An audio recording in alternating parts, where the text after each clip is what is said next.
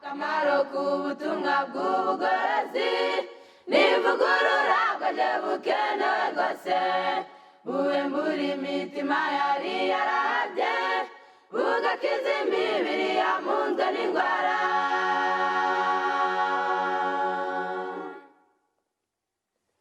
Akamaro k'ubutumwa bw'ubugorozi n'ivugurura bwaje bukenewe rwose ivugurura iyo rigeze mu mutima riga ibyaha byari byibasiye umuntu ubwo imibereho igahinduka misha hashingwa umushinga wo kunezeza abandi. Nshuti bavandimwe bakunze ibi biganiro by'abagorozi, tubahaye ikaze muri uyu mwanya tugiye gufataniriza hamwe kwiga ijambo ry'Imana. Uwo muri kumwe ni Kayihura Labani, tukaba tugiye kuganira insanganyamatsiko ivuga ngo ibanga ryo gutsinda ibishuko. Reka mbere yuko dukomeza dusenge. Data wa twese udukunda w'imbabazi nyinshi, tugushimiye urukundo rwawe n'uburinzi bwawe bikomeje kubana natwe. Tugushimiye umwanya uduhaye wo kwiga ijambo ryawe.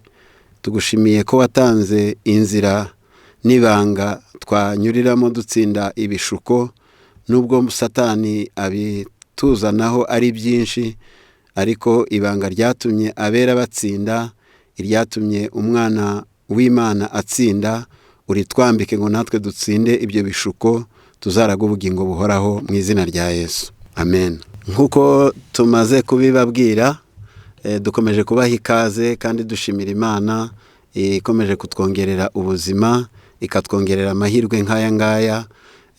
Tugiye kwigira hamwe iyo ngingo itubwira ngo ibanga ryo gutsinda ibishuko.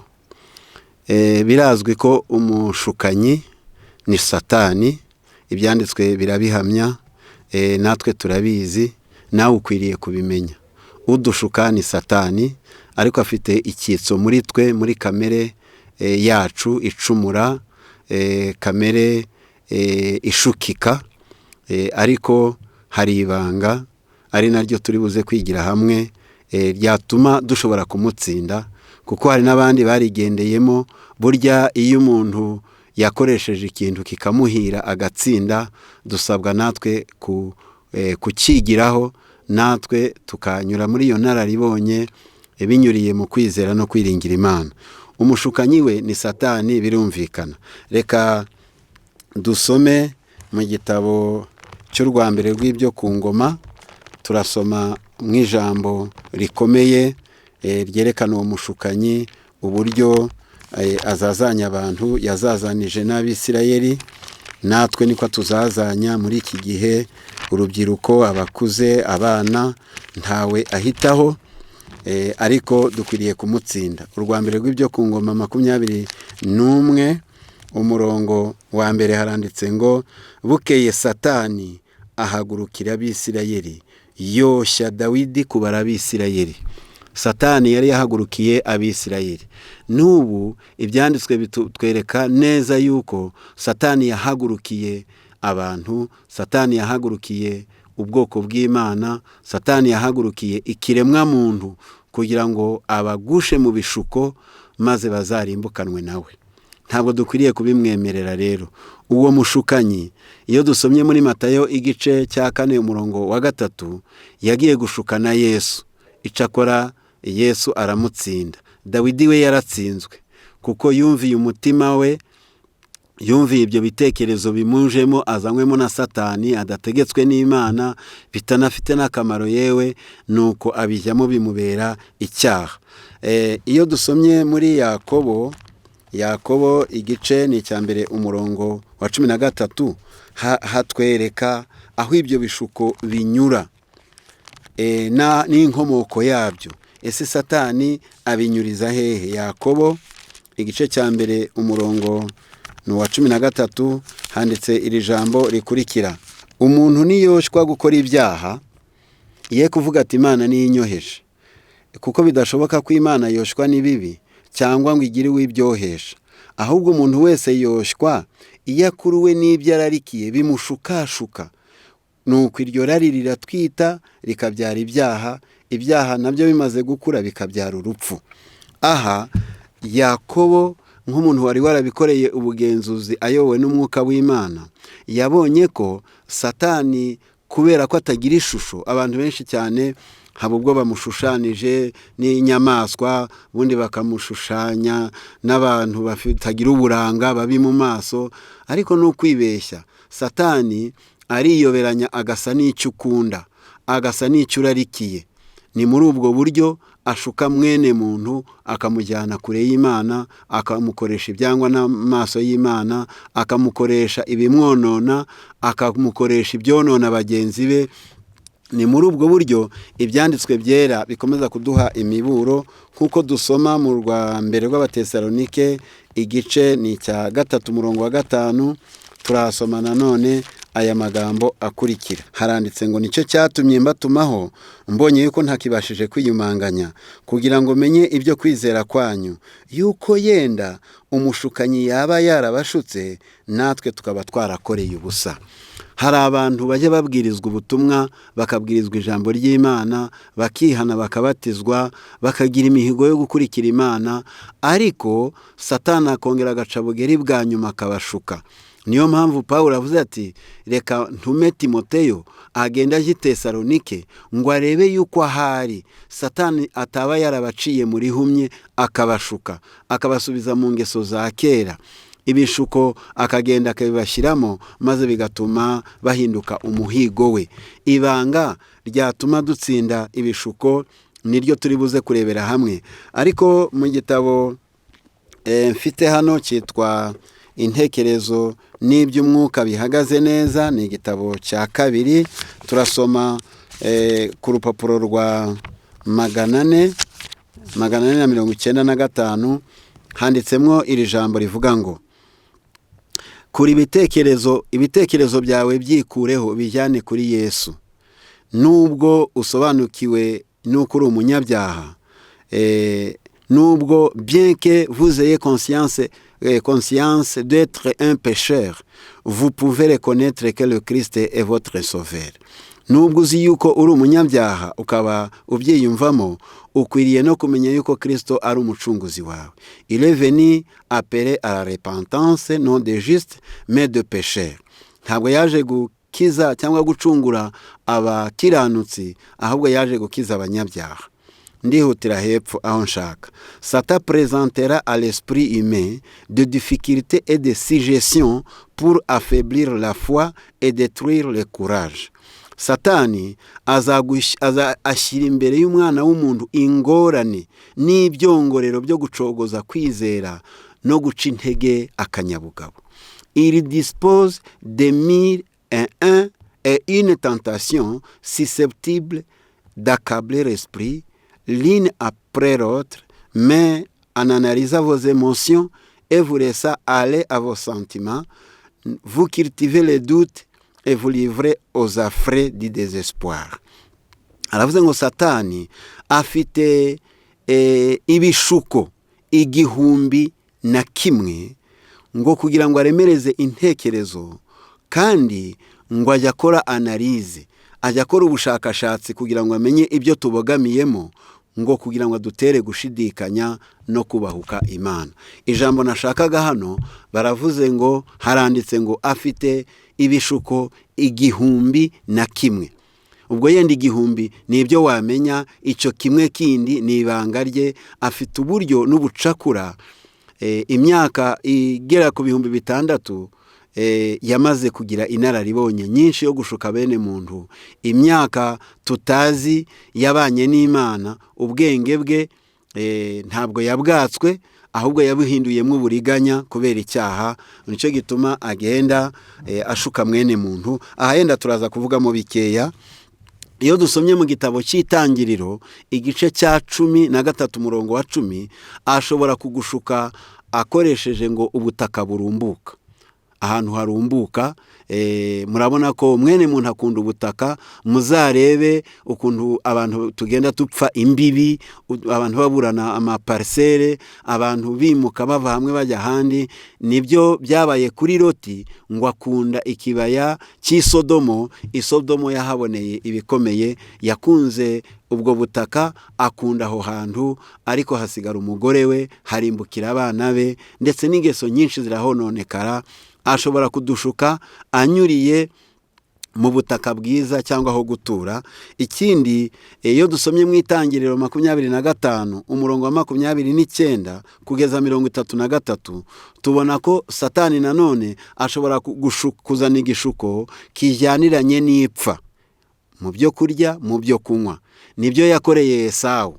Esawu burya ntabwo yari afite inzara y'icyumweru, ntabwo yari amaze 3 atarya, ahubwo yamunyuriye muri apeti, asanga mwene nyina ahishije ka potaje, ibyo bitukura bituma agurisha umurage wo kuba umwana w'imfura.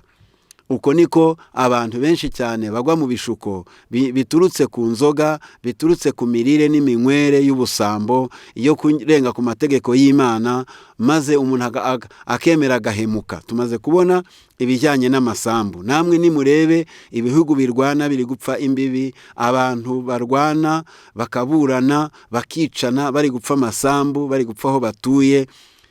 Icyo gishobora kuba igishuko, nanone gishobora guturuka ku nda, nk'uko Adamu na Eva bahaturutswe. Esawu nawe inda iramutsinda, arangije aratsindwa. Ikindi, iyo dusomye muri Yoshuwa igice cya 7 umurongo wa 21, Satani ashobora kuguturuka ku ifeza n'izahabu, no kuvuga amafaranga, ibintu bijyanye n'ubutunzi. Tubona ko Akani yari mu ngabo z'Uwiteka, kandi bari bahawe amabwiriza ko ntacyo bagomba kuzana, ntacyo bagomba gukoraho. Ariko ngo abonye umwenda mwiza, abonye ifeza, abonye izahabu, arabyiba, arangije abishyira mu ihema rye. Nuko abantu bajya bagera mu gishuko cyo kwambura, icyo kuriganya, icyo guhenda, icyo kwiba, icyo bijyanye n'ubutunzi. Ubutunzi bukakubuza gusenga, ubutunzi bukaguteranya n'abavandimwe, ubutunzi ndetse ukabuha uburutu bw'abandi bami bose.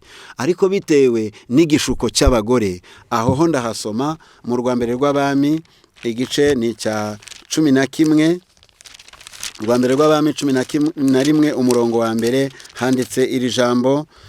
Ndasomamo imirongo 2. Haranditse ngo reka dusome ku murongo wa mbere. Umwami Salomo yabengutse abagore benshi b'abanyamahanga, udashyizeho umukobwa wa Farawo. Usomye ku murongo wa 4, Salomo amaze gusaza, abagore bamutwara umutima, agakurikira izindi mana, bituma umutima we utagitunganira Imana nk'uwa se Dawidi nk'uko wari umeze. Hano ijambo ry'Imana ryerekanye ko n'abagore kubabengukwa, ntunyurwe n'uwo mwashakanye, dore bibyaye ubusambanyi, bibyaye gusenya ingo, bizanye amakimbirane, bizanye ubwicanyi, bitewe n'uko icyo gishuko Satani yagishoye mu imbaraga cyane, azi yuko cyagize umusaruro. Uyu munsi aragenda gikuba kenshi. Nanone tuvuye kuri icyo, hari n'igishuko cy'icyubahiro. Muri Mariko igice ni cya 10 ku murongo wa 35, Yakobo ndetse na Yohana basanze Yesu, ngo baramubwira bati, hari aho Bibiliya ivuga ko ari nyina wabazanye, ariko hano nanone hakongera akatubwira ko ari bo baganiriye na Yesu muri ubu buryo. 35 igice cya 10, nuko Yakobo na Yohana bene Zebedayo baramwegera baramubwira bati, mwigisha, turashaka kuduha icyo tugusaba cyose. Arababaza ati, murashaka ko mbahiki? Baramusubiza bati, uduhe kuzicara mu bwiza bwawe, umwe iburyo bwawe, undi ibumoso bwawe. Mbega nabo bitewe n'icyubahiro, icyubahiro cyatumye cyababereye igishuko. Abantu benshi cyane kubera icyubahiro mu matorero, ibyubahiro mu buyobozi, bituma abantu bakoresha amanyanga, bigatuma abantu bakoresha uburiganya, bigatuma abantu bakoresha ubugambanyi, bigatuma abantu bica abandi, kikababera igishuko kubera gukunda ikintu cy'icyubahiro nubwo kitabamo n'amafaranga, ariko ugasanga uko gukuzwa gushyirwa hejuru. Twasomye yuko ibishuko bya Satani birenga 1000. Ubwo byose ntitwabivugaho, reka duhinire aho ngaho, ahubwo twihutire ku ibanga ryatuma tubitsinda. Ni byinshi. Satani ajya ategura ibishuko bisa nuko weho waramutse. Ashobora kubyiga, niko ngo ajya twiga. Hari iby'abize n'iby'abatarize, hari iby'abakene, hari iby'abakire, hari iby'abagore n'iby'abagabo, hari iby'abasore, hari iby'abasaza, hari iby'abana, ariko dukwiriye kubitsinda kuko ibanga rihari. Aha turavuga ku bintu twihuta. Ibanga rya mbere ni ukuba maso no gusenga. Byanditswe muri Luka igice cya 22 umurongo wa 40. Yesu yabwiriye abigishwa bati, mube maso musenge kugira ngo mutajya mu moshya. Mube maso musenge kugira ngo mutajya mu moshya. Utabaye maso byagutsinda, ariko ubaye maso kandi ugasenga, ukaka imbaraga za buri munsi, ukubyutse nuko bwije, naho ugiye gukorera, ukaba hafi y'Imana ugasenga, ni ibanga rikomeye kububaha Imana, rituma umwanzi bamubona atarabagusha mu bicumuro. Nk'uko Yesu nawe igihe yasengeraga mu butayu iminsi 40, Satani yariyoberanije yihindura nka marayika w'umucyo, ariko Yesu aba yamubonye, aravuga ati, genda Satani, kuko byanditswe ngo kuba maso no gusenga. Iya kabiri ni ukugira amakenga. Mu Migani igice cya 2 umurongo wa 11 n'uwa 12, ndetse mu Migani igice cya 13 umurongo wa 16, hose hatubwira ko dukwiriye kugira amakenga. Ibyo ugiye gukora, aho ugiye kurara, ibyo ugiye gukora, ibyo uri kumva, kugira amakenga y'ibintu ureba. Ubu Satani anyurira mu mashusho mabi yangiriza ibitekerezo by'abantu, abinjizamo iby'ubusambanyi, abinjizamo iby'intambara, abinjizamo iby'amanyanga. Ibyo ureba, ibyo usoma, ibyo wumva, ukagira amakenga, ukagaburira ubwonko bwawe ibintu byiza, ukagira amakenga yabo mu bana. Yenda turaza kubisoma, nabyo ni irindi banga ryatuma utsinda, ni ukwirinda inshuti mbi. Byo ndabisoma mu Migani igice ni cya 22 umurongo wa 24. Imigani 22 umurongo wa 24 handitsemo ijambo ritubwira ngo, ntugacudike n'umunyamujinya kandi ntukagendane n'umunyaburakari, kugira ngo utige ingeso ze zikabera ubugingo bwawe umutego.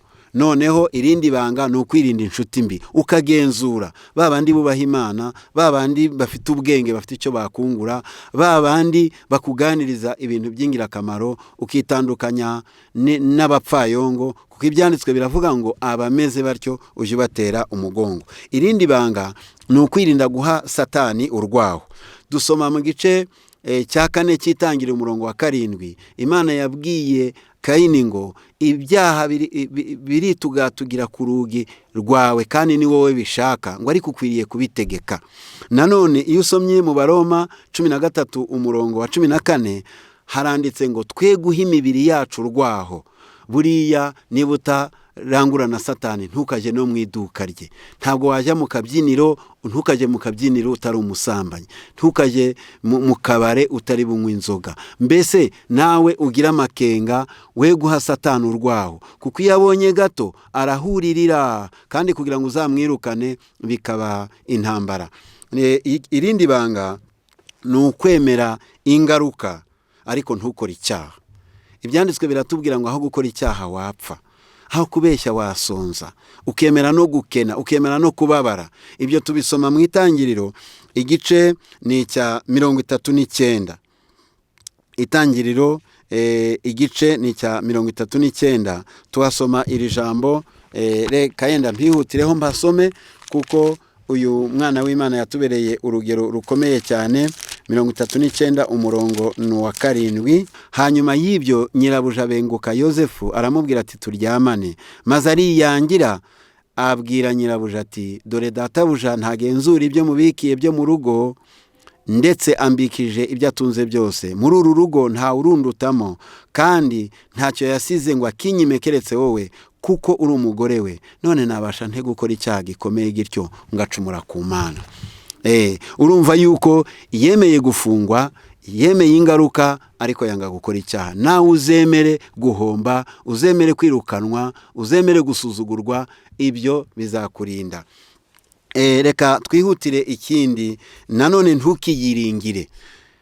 Nabyo ni ibanga, kutiyiringira ngo uvuge ngo ubwo nabatijwe, ubwo mfite Bibiliya, ubwo mbisobanukiwe. Niko kaga Petero yaguyemo. Tubisoma muri Matayo 26 umurongo wa 33, abwira Yesu ati nubwo abandi bose bakwihakana, njyewe ntakiri bungushe. Uko niko abantu benshi biyemera, akavuga ati njyewe nubwo nabana n'izo nshuti mbe nta kibazo, njyewe nubwo nabona n'abo bagore bambaye ubusa, reka nta gitekerezo cyaza. Akiyemera aho kugira ngo uhunge, kuko ibyanditswe biravuze ngo umunyamakenga iyo abonye ibibi bije arabihunga. Noneho ntabwo dukwiriye, ni ibanga ryo kutiyiringira, ni ibanga ryo kudaha Satani urwaho, ni ukuba amaso no gusenga, ni ukugira amakenga no gusaba imbaraga za buri munsi. Dusoza, hari abo dusoma byabayeho barangije baratsinda. Dusoma Aburahamu igihe yari avuye gufasha Loti kurwana, amaze kubatsinda, bamuhaye ibintu n'ingororano arazanga. Ni ukuvuga ngo mu by'ukuri nta muntu ajya wanga amafaranga n'ibintu, ariko yaravuze ati ejo batagira ngo nari nagiye gukora ndi umucanshuro, arabyanga. Ibyo tubisoma mu Itangiriro 14:23. Elisa nawe nuko amaze gukiza Namani, nawe bagerageje kumuha ibintu, nawe gutsinda ikigeragezo cyo guhabwa ibintu, ifeza n'izahabu n'amafaranga, ariko arabitsinda. Mbega uburyo abagabura, ababwiriza, abakora ibyiza bari gukorera Imana uyu munsi, icyo kigeragezo cyabatsinze, icyo gishuko cyarabatsinze. Yobu nawe igice cya 2 umurongo wa 9, nawe yatsinze igishuko cy'umugore we igihe yamubwiraga ngo baje kuraguza, aravuga ati uvuze nk'umwe wo mu bagore b'abapfapfa, aragitsinda. Ikindi dusoma n'abarekabo, nabo bashukishijwe kuzanirwa ibibindi bya vino. Ni Yeremiya 35 umurongo wa 5, ariko nabo barabyanga bati sogokuruza Yonadabu yatubwiye yuko tutazanywa vino, nabo baragitsinda. Uwo twasorezaho ni Yesu, nawe Satani yaramugerageje ibishuko 3 bikomeye, ariko arangije arabitsinda. Ndetse na Petero, nubwo twabonye ko yatsinzwe, amaze kwihana yaje gutsinda. Igihe Simoni umukonikoni yamuhaga ifeza ngo amuhe Umwuka Wera, yaravuze ati pfana ifeza zawe, aragitsinda. Reka natwe Imana itwambike imbaraga, iduhe gukoresha iryo banga, ngo ibishuko naho byaza bimeze nk'urubura, naho Satani yatuzitira, nidukurikiza ririya banga, nitwisunga Imana n'imbaraga ze. Ibyanditswe biratubwira ngo nshobozwa byose na Kristo umpa imbaraga. Ni igitabo cy'Abafilipi igice ni cya 4 umurongo wa 13. Imana ibahire kandi duhe imbaraga zo gutsinda ibishuko mu izina rya Yesu. Akamaro k'ubutumwa bw'ubugorozi n'ivugurura bwaje bukenewe rwose, buwembura imitima yari yarabye, bugakiza imibiri yamunzwe n'indwara.